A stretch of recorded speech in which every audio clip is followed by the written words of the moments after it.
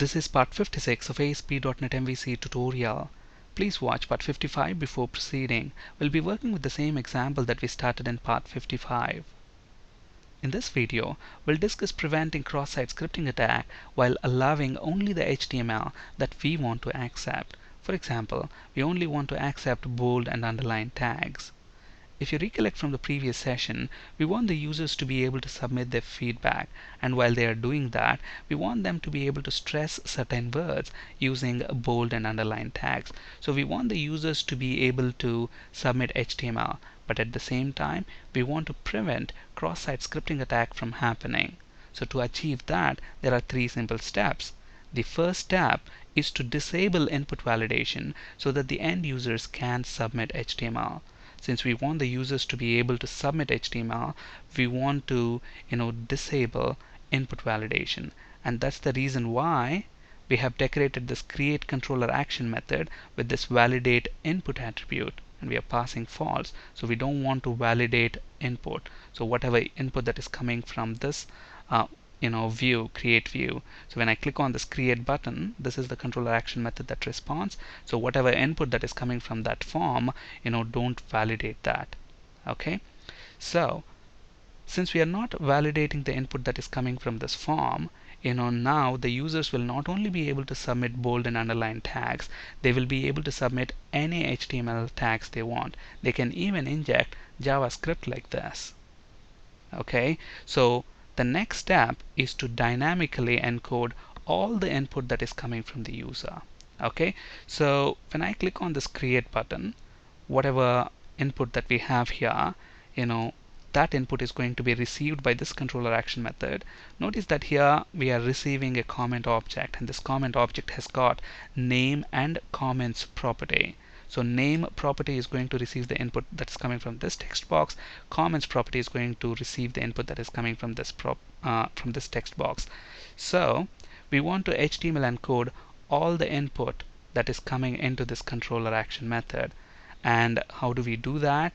We are making use of string builder class for that.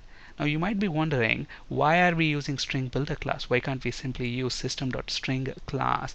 That's because of performance. Because we are going to modify a given string multiple times.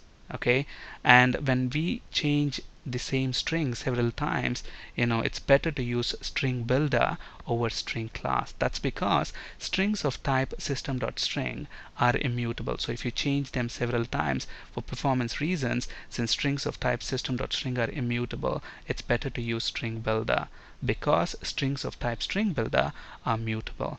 No matter how many times you change them, there's not going to be any performance impact if you are using string builder. So that's why it's better to use string builder, and that's the reason we are using it here. Okay, so we are creating an instance of string builder class, and notice what we are doing here. Whatever that is present in the comments property, so obviously this user input will be present in the comments property of the comment object. So we are taking the user input out and then passing it to this HTML encode method of a HTTP utility class. That's a static method. So we are calling it in the name of the class. So this method is actually going to HTML encode the user input. So it's going to HTML encode all this input. Okay, both of these bold and underline tags, the script tag, and this closing script tag as well. Okay. So once we have that HTML encode, we are then storing that in the string builder object. Okay, so at this point, we have all the input from the user HTML encoded. But what is our requirement? We want to allow bold and underline tags. So the next step is to selectively replace the encoded HTML with the HTML elements that we want to allow. What are the HTML elements that we want to allow? Bold and underline. Okay, so this is the encoded HTML for bold tag. So ampersand LT semicolon. LT stands for less than, GT stands for greater than. So ampersand LT semicolon, that is the encoded string for less than symbol. Similarly, ampersand GT semicolon is the encoded string for greater than. And then in between we have that letter B, which stands for the bold tag. So replace that encoded HTML with this HTML tag.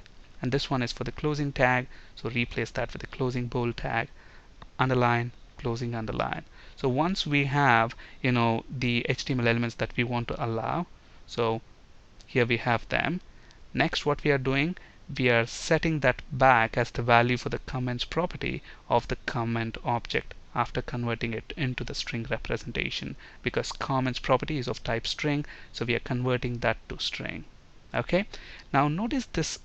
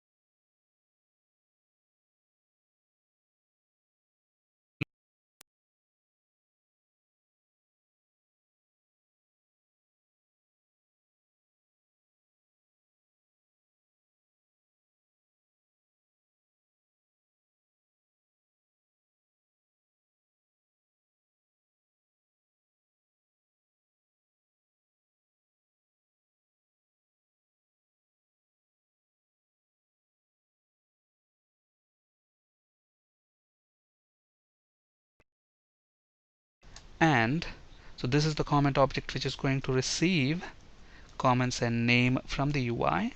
So we have the comments property. We want to HTML encode that using HTTP utility class, which has got the static method HTML encode. So look at the return type, it's returning a string, which is nothing but the encoded string. And then we want to store that in the string builder object, and to do that we are going to make use of append method of the string builder object. So that's going to append the encoded string to the string builder object. Okay, so at this point we have all HTML encoded. We want we want to selectively replace the encoded HTML with the HTML elements that we want to allow, that is the bold and underline tag. So sp comments dot replace, we want to replace ampersand less than semicolon. That is those are the encoded characters for less than symbol, and then the bold tag, and then we have ampersand gt semicolon. Okay, so we want to replace them with a bold tag. Oops, let's put that in the double quotes.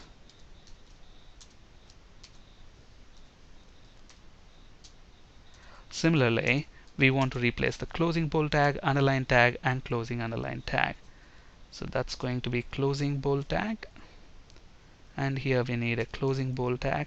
This is going to be an underline tag, and this is going to be a closing underline tag.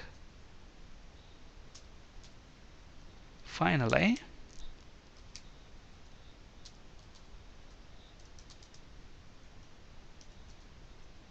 convert the string builder object to string, and then assign that as the value for the comments property on the comment object. Now the next step is to HTML encode whatever is present in the name property. So comment.name, use the HTTP utility class and use the HTML encode method and encode that. Store that in a variable of type string, str, let's call this name, and finally set that as the value for the name property on the comment object. Okay, so now the comment object is then persisted to the database, and we redirect the user to the index view. Alright, let's build the solution. So build succeeded. Now let's click on create.